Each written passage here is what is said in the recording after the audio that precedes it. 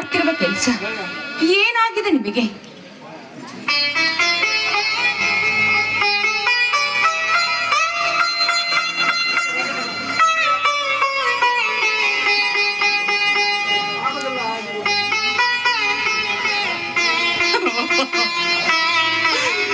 ಆಗೋದೆಲ್ಲ ಆಗಿ ಹೋಗಿದೆ ಸೀತಾ. ಈ ತೇಜ ನಂದುವಿನ ಬಾಳು ನೊಂದು ಬೆಂದು ಕುಗ್ಗಿ ಹೋಗಿದೆ ಸೀತಾ. ತಾವು ದಯವಿಟ್ಟು ಇಲ್ಲಿಂದ ಹೊರಡ್ತೀರಾ?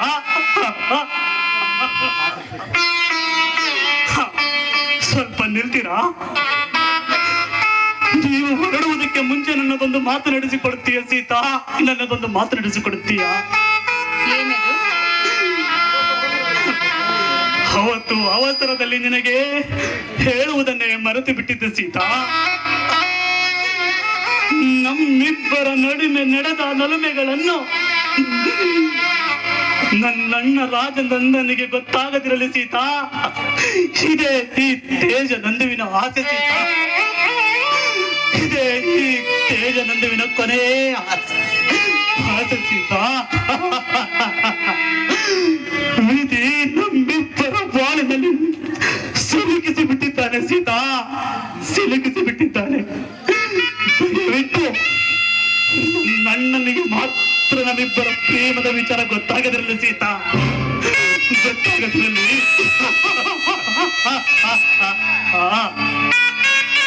ಸೀತಾ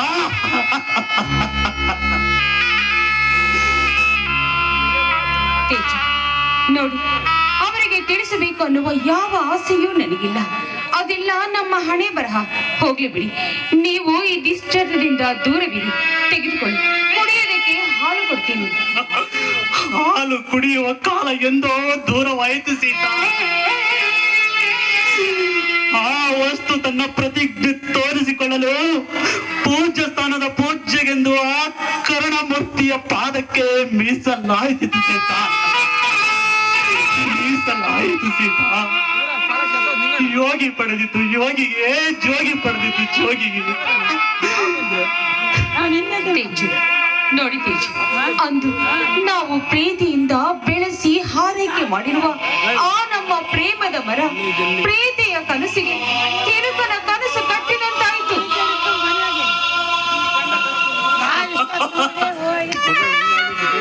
ನೀ ಕಂಡ ಕನಸು ನನಸಾಗಿ ಒಬ್ಬ ಕರುಣಮೂರ್ತಿಗೆ ನಿನ್ನ ಕೈಗಳಿಂದ ಹೂವಿನ ಹಾರಾಕಿ ಮಹಾರಾಣಿಯ ಸ್ಥಾನ ಪಡೆದ ಎಲ್ಲ ಸೀತಾ. ನಾನು ಅದನ್ನೇ ನೋಡಿ ಸಂತೋಷ ಪಡುತ್ತೇನೆ ಸೀತಾ. ಏನೇ ಆಗಲಿ ನೀನು ಚೆನ್ನಾಗಿರಬೇಕು. ನಿನ್ನನ್ನೇ ನಂಬಿದ ನನ್ನ ಅಣ್ಣ ರಾಜನಂದನಿಗೆ ಯಾವ ಮೋಸ ಮಾಡಬೇಡ ಸೀತಾ. ಇದೊಂದೇ ಈ ತೇಜದ ಆಸೆ ಸೀತಾ.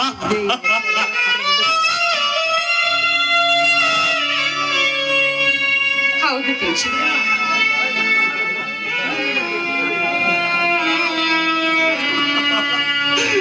ಮತ್ತೆ ಮತ್ತೆ ಕಂಡಾಗೆಲ್ಲ ನನಗೆ ಕುಡಿಯಬೇಡ ಎಂದು ಹೇಳದಿರು ಸೀತಾ. ಎದೆಯಲ್ಲಿ 100 ಇದೆಲ್ಲ ಇಟ್ಟುಕೊಂಡು ಪ್ರೀತಿಯನ್ನು ಇಟ್ಟುಕೊಂಡು ಮೋಸದ ಬಲೆಗೆ ಸಿಲುಕಿದ ಈ ತೇಜಾನಂದನ ಬಾಳಿಗೆ ಸೀತಾ. ತೇಜು, ನಾನು ದೊಡ್ಡ ತಪ್ಪು ಮಾಡಿದ್ದೇನೆ ತೇಜು. ದಯವಿಟ್ಟು ದಯವಿಟ್ಟು ನನ್ನನ್ನು ಕ್ಷಮಿಸಿಬಿಡಿ. ನಾನು ನಿಮ್ಮ ಪ್ರೇಯಸಿಯಾಗಿ ಪ್ರೀತಿಯ ಹತ್ತಿರದಲ್ಲಿ ನಿಂತು ನಿಮಗೆ ಹೇಳುವ ಹಕ್ಕನ್ನ ಕಳೆದುಕೊಂಡಿದ್ದೇನೆ ನಿಜ. ಆದ್ರೆ ನಾನು ನಿಮ್ಮ ಅಣ್ಣನ ಕೈ ಹಿಡಿದು ನಿಮ್ಮ ಅಣ್ಣನ ಹೆಂಡತಿಯಾಗಿ ನಿಮ್ಮ ಅತ್ತಿಗೆ ಸ್ಥಾನದಲ್ಲಿ ನಿಂತು ಕೇಳುವ ಹಕ್ಕಾದ್ರೂ ಇದೆಯಲ್ವಾ ತೇಜು? ಸಾಕು, ಮುಚ್ಚು ಬಾಯಿ ಸೀತಾ. ಇನ್ನೊಂದು ಸಾರಿ ಅತ್ತಿಗೆ ಎಂದು ಉಚ್ಚರಿಸಿದರೆ ನಾನು ಸಹಿಸೋದಿಲ್ಲ. ನನ್ನನ್ನು ಹಕ್ಕಿ ಸಾಕ್ಷಿಯಾಗಿ ಆಶ್ರಯ ಪಡೆದ ನೀನು ಆ ಕರುಣಮಯಿಗೆ ಮೋಸ ಮಾಡಬೇಡ ಸೀತಾ, ಮೋಸ ಮಾಡಬೇಡ ಪ್ಲೀಸ್. ನೋಡಿ, ನಿಮ್ಮ ಮರದ ಮೇಲಾಗಿರುವ ಈ ಆಘಾತಕ್ಕೆ ನಾನು ಕಾರಣವಲ್ಲ. ದಯವಿಟ್ಟು ಇದೆಲ್ಲ ವಿಧಿಯ ಕೈವಾಡ. ದಯವಿಟ್ಟು ದಯವಿಟ್ಟು ನನ್ನನ್ನು ಕ್ಷಮಿಸಿ ಬಿಡಿ ತೇಜು, ಕ್ಷಮಿಸಿ ಬಿಡಿ. ನಿನ್ನನ್ನು ಕ್ಷಮಿಸಲು ನಾನು ಯಾರು ಸೀತಾ? ನಾನೊಬ್ಬ ದೈವಹೀನ. ನಿನ್ನನ್ನು ಬಯಸಿದ ಮನಸ್ಸಿಗೆ ಇಷ್ಟವಾಯಿತು. ಕೈ ಹಿಡಿದು ಕಾಪಾಡುವನಿಗೆ ಹಾಗದಿರಲಿ. ಈ ತೇಜ ನನ್ನಿನ ಗತಿ ಸೀತಾ.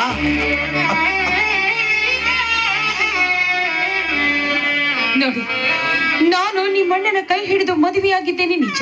ಆದ್ರೆ ನಮ್ಮ ಪ್ರೀತಿಯ ಬಾಳಿನಲ್ಲಿ ಮುಂದೆ ಯಾವತ್ತೂ ಈ ರೀತಿ ಮುಳ್ಳಾಗುವಂತ ಆಗಬಾರದಲ್ವಾ?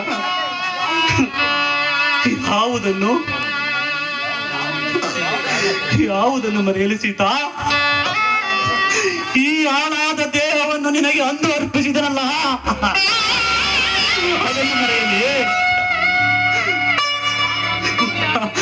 ನಾವೊಂದು ಕೂಡಿ ಹಾಡಿ ಬೆಳೆದು ಪ್ರಣಯ ಸನ್ನಿವೇಶಗಳನ್ನು ಮೆಲುಕುವಾಗಲು ಸೀತಾ. ಏನು ಮಾಡಲು ಸೀತಾ? ಇಷ್ಟಾದರೂ ಈ ಜೀವ ಇನ್ನು ಬದುಕಿದೆಯಲ್ಲ ಎಂಬುದೇ ಈ ತೇಜನಿಗೆ ಚಿಂತೆ ಸೀತಾ. ಚಿಂತೆಯಲ್ಲಿ ಈ ಬದುಕೆಂಬುದು 3 ದಿನದ ಸಂತೆ. ನೋಡಿ, ಈಗಾಗಲೇ ನಿಮ್ಮ ಅಣ್ಣನವರು ಬರುವ ವೇಳೆವಾಯಿತು. ಒಂದು ವೇಳೆ ಅವರೇನಾದ್ರೂ ಬಂದು ಕೇಳಿದ್ರೆ ಏನು ಮಾಡುವುದು? ಅವರು ನೋಡಿದ್ರೆ ಏನು ಮಾಡ್ತೀರಾ? ಸೀತಾ, ನಾವಿಬ್ಬರು ಜೊತೆಗೆ ಹುಟ್ಟಿದ ತಪ್ಪಿಗೆ ಇದೊಂದನ್ನಾದರೂ ನೋಡಲು ಸೀತಾ. ನಮ್ಮಿಬ್ಬರ ಹೇಯ ಕೃತ್ಯಕ್ಕಿಂತ ಹೇಯ ಕೃತ್ಯವಲ್ಲವಲ್ಲ ಇದು. ನೋಡಿ, ಯಾವತ್ತಿಗೂ ನಾವು ಸಂಪ್ರದಾಯದ ದಾರಿಯಲ್ಲಿ ನಡೆಯಬೇಕು. ಅದನ್ನು ಬಿಟ್ಟು ಬೇರೆ ದಾರಿಯಲ್ಲಿ ನಡೆಯಿದ್ರೆ ನಿಜಕ್ಕೂ ನಮಗೆ ಮುಂದಿನ ದಾರಿ ಸಿಗುವುದಿಲ್ಲ. Speech is 100% correct Sita. ವ್ಯಾಮೋಹ ಮುಸುಕಿದ ಬುದ್ಧಿ, ಸರ್ವನಾಶದ ಸಿದ್ಧಿ.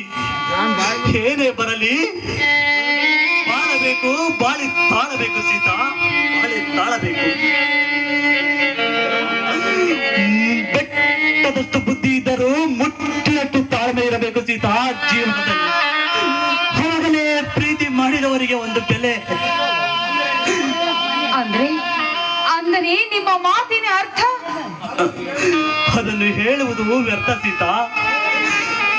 ದಯವಿಟ್ಟು ನನಗೆ ತೊಂದರೆ ಕೊಡಬೇಡ, ಮತ್ತೆ ಕುಡಿಯಬೇಡ ಎಂದು ಕೇಳಬೇಡ ಸೀತಾ. ವ್ಯರ್ಥವಾದ್ರೂ ಕೂಡ ಈ ಜೀವನದಲ್ಲಿ ನಾವು ಪಡೆದುಕೊಂಡು ಬಂದದ್ದನ್ನ ಅನುಭವಿಸಲೇಬೇಕು. ಹಿಂದೆ ಆಗಿರುವ ಘಟನೆಗಳನ್ನೆಲ್ಲ ನಡೆದು ಮುಂದೆ ನಾವು ಜೀವನದಲ್ಲಿ ಸುರಕ್ಷಿತವಾಗಿ ಸಾಗಲೇಬೇಕು. ಅದು ಅಲ್ಲದೆ ನಮ್ಮ ಮುಂಬಾಳಿನ ಕನಸು ನನಸಾಗಬೇಕಾದ್ರೆ ಅದಕ್ಕೆ ತಕ್ಕಂತೆ ನಾವು ನಮ್ಮ ಜೀವನದಲ್ಲಿ ಬರುವುದನ್ನೆಲ್ಲ ಅನುಭವಿಸಲೇಬೇಕು. ನೋಡಿ, ನನ್ನ ಬದುಕಿನ ಬಗ್ಗೆ ಚಿಂತಿಸುವ ಯೋಗ್ಯತೆ ನಿನಗಿಲ್ಲ ಸೀತಾ. ಆ ಹಕ್ಕು ಸಹ ನಿನಗೆ ಇಲ್ಲ. ನಿನ್ನ ಬಾಳಿಗೊಂದು ಅರ್ಥಪೂರ್ಣವಾದ ಬದುಕು ಸಿಕ್ಕಿದೆಯಲ್ಲ, ಅದನ್ನೇ ನೋಡಿಕೊಂಡು ನಾನು ಸಂತೋಷ ಪಡುತ್ತೇನೆ ಸೀತಾ. ಬಯಕೆ 100 ಇದ್ದರೂ ಚಿಂತೆ ಮಾತ್ರ ಒಂದೇ ಸೀತಾ. ನೋಡಿ, ಎಲ್ಲದಕ್ಕೂ ಆ ದೇವರಿದ್ದಾನೆ. ಅವನು ಹೇಳಿದಂತೆ ನಾವು ಕೇಳಬೇಕು. ಅವನನ್ನು ಹೇಳಿದ ಆದೇಶವನ್ನ ಮೀರಿ ನಡೆಯುವ ಶಕ್ತಿ ನಮಗಿಲ್ಲ. ದೇವರು ಎಲ್ಲಿದ್ದಾನೆ ಸೀತಾ? ದೇವರು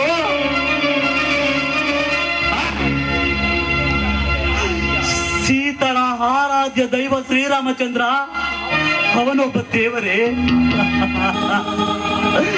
ಹಾಗಾದರೆ ರಾವಣಸೂರ ಸೀತೆಯನ್ನು ಕದ್ದುಕೊಂಡು ಹೋಗುವಾಗ ಅವಳನ್ನೇಕೆ ರಕ್ಷಿಸಲಿಲ್ಲ ಸೀತಾ? ಇರುವ 84 ಕೋಟಿ ಜೀವರಾಶಿಗಳನ್ನು ತಲೆಯಲ್ಲಿ ಹೊತ್ತುಕೊಂಡು ತಿರುಗುವ ಆ ಪರಶಿವ ಪರಮೂರ್ತಿ ಅವನು ದೇವರೇ. ಅವನು ದೇವರಾದರೆ ಮತ್ತ್ಯಾಕೆ ತನ್ನ ತಲೆಯಲ್ಲಿ ಗಂಗೆಯನ್ನು ಒರೆಸಿಕೊಂಡ ಸೀತಾ? ಗಂಗೆಯನ್ನು ಒರೆಸಿಕೊಂಡ. ಅವನಿಗೂ ಸಹ ಹೆಣ್ಣಿನ ವ್ಯಾಮೋಹ ಸೀತಾ, ಹೆಣ್ಣಿನ ವ್ಯಾಮೋಹ. ಶ್ರೀರಾಮಚಂದ್ರ ಗೆದ್ದ ಸೀತೆಯನ್ನ, ಅರ್ಜುನ ಗೆದ್ದ ದ್ರೌಪದಿಯನ್ನ. ಶ್ರೀಕೃಷ್ಣ ಪರಮಾತ್ಮ 18,000 ಹೆಂಡತಿಯರೊಳಗೆ ಬೆರೆತು ಸ್ತ್ರೀಲೋಲನಾದ ಸೀತಾ.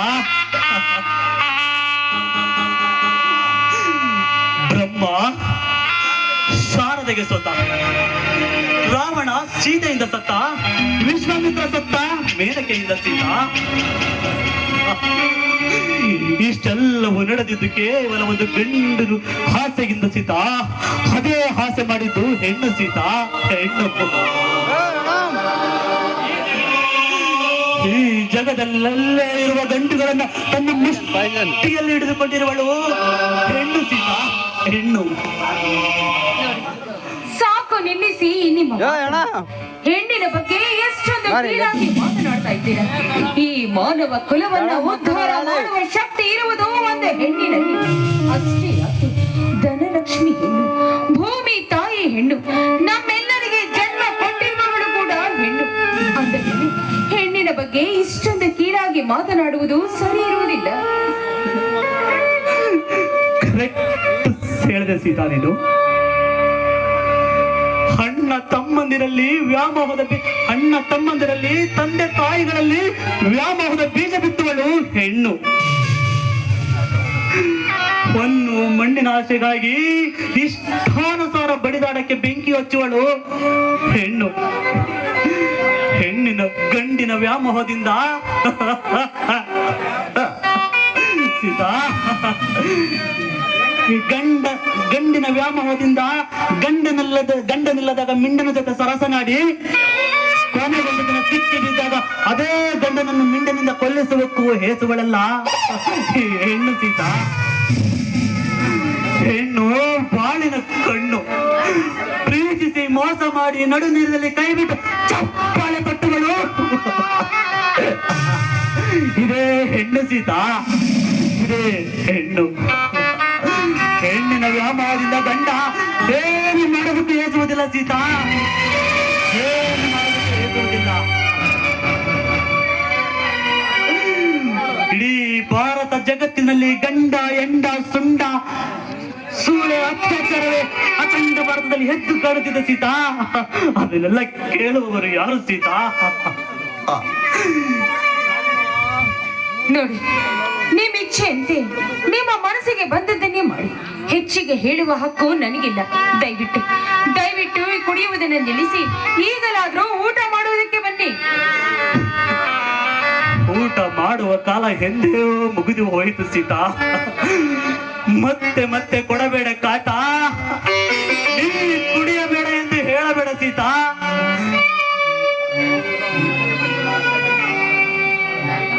ನೋಡು, ಮತ್ತೆ ಮತ್ತೆ ಅದೇ ಮಾತನ್ನ ಹೇಳ್ತಾ ಇದ್ರೆ ನಿಮ್ಮೊಂದಿಗೆ ನಾನೇನು ಮಾಡಲು ಸಾಧ್ಯವಿಲ್ಲ. ದಯವಿಟ್ಟು ಹಠವನ್ನ ಮಾಡಬೇಡಿ, ನನ್ನ ಮಾತನ್ನ ಕೇಳಿ.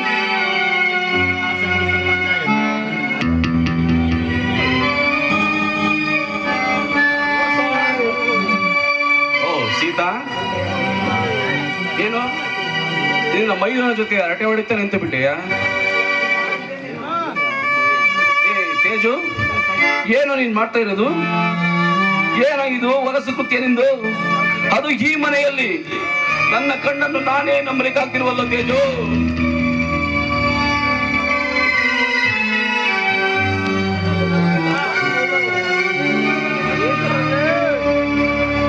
ಮುಖದಲ್ಲಿ ನಗುವಿಲ್ಲ, ಆಕಾಶವೇ ತಲೆ ಮೇಲೆ ಬಿದ್ದಂತೆ ಆಗ್ತಿದೆಯಲ್ಲೋ. ನಿನ್ನ ಮನಸ್ಸಿಗೆ ಏನಾಗಿದೆಯೋ? ಬೇಡ ತೇಜು, ಬೇಡ. ಈ ವಲಸು ಕೃತ್ಯವನ್ನು ಇಂದಿಗೆ ಬಿಟ್ಟು ಬಿಡು ತೇಜು, ಇಂದಿಗೆ ಬಿಟ್ಟು ಬಿಡು. ಅಣ್ಣ, ವಿನಾಶ ಕಾಲವೇ ವಿಪರೀತ ಬುದ್ಧಿ ಅಣ್ಣ. ನಾನೀಗ ವಿನಾಶ ಕಾಲದ ಅಂಚಿನಲ್ಲಿದ್ದೇನಣ್ಣ, ವಿನಾಶ ಕಾಲದ ಅಂಚಿನಲ್ಲಿದ್ದೇನಣ್ಣ. ಅದಕ್ಕಾಗಿ ಅಣ್ಣ ಈ ಸರ್ವಸ್ವವೆಲ್ಲ ಅಣ್ಣ. ಈ ನಿನ್ನ ಚಾಲಕಿತನದ ಮಾತುಗಳನ್ನು, ಇದು ಕಂಡ ತಿಂದು ಎಂಡ ಕುಡಿದು ಕಂಡವರ ಹಿಂದೆ ಓಡಾಡುವ, ಕಾಲು ಬಿಚ್ಚಿ ಹೊಡೆದ ಕತ್ತೆಯಂತೆ ಓಡಾಡುವ ಮನೆತನವಲ್ಲ ಕಣ ಇದು. ಇದು ಸಂಪ್ರದಾಯಸ್ಥ ಮನ, ಗೌರವಸ್ಥ ಮನೆತನ ಕಣ ಇದು. ತೇಜು, ಇದನ್ನು ಇಲ್ಲಿಗೆ ಬಿಟ್ಬಿಡು ತೇಜು, ಪ್ಲೀಸ್. ಅಣ್ಣ, ಕಡು ತಾಪದಿಂದ ನೊಂದು ಬೆಂದು ರೋಗ ಸಾಗರವಾದ ಔಷಧಕ್ಕೆ ಗುಣಿಪಡಿಸುವ ಔಷಧ ಅಂದ್ರೆ ಇದೊಂದೇ ಅಣ್ಣ. ನಾ ಹೇಳುವ ಸ್ಥಿತಿಯಲ್ಲಿ ಇಲ್ಲಣ್ಣ. ಅಣ್ಣ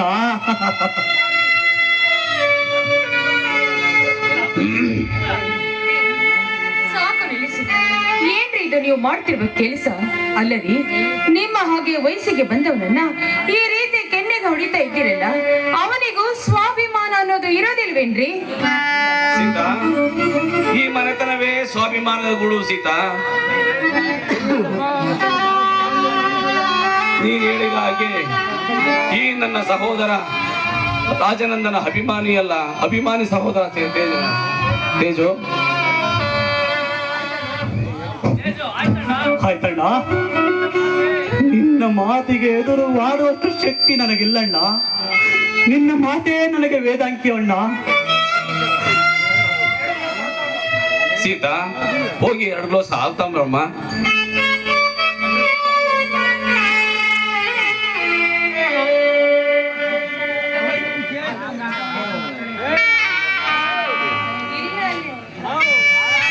ಈಗ ಸಂತೋಷ, ವೆರಿ ಗುಡ್.